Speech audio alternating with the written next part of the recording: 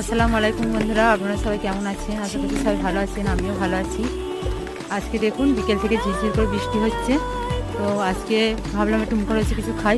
আর প্রতিদিন কিনে তেলে ভাজা জিনিসগুলো ভালো লাগে না, সেজন্য আজকে আপনাদেরকে ঝালমুড়ি বা মশলা মুড়ি করে দেখাই। বন্ধুরা, মশলা মুড়ি বা ঝালমুড়ি বানাবার জন্য এখানে আমি একটা হোমমেড বাড়ির মশলা তৈরি করে নেবো।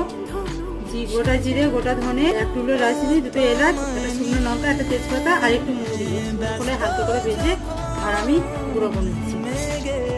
বন্ধুরা, সব কিছু রেডি করে নিয়েছি, এবার মিক্স করবো।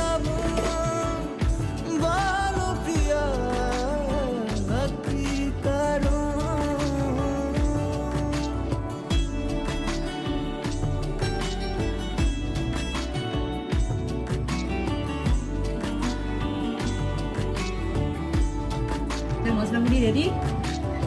চলে আসুন, কে কে খাবে, আর লাইক কমেন্ট শেয়ার সাবস্ক্রাইব অবশ্যই করবেন।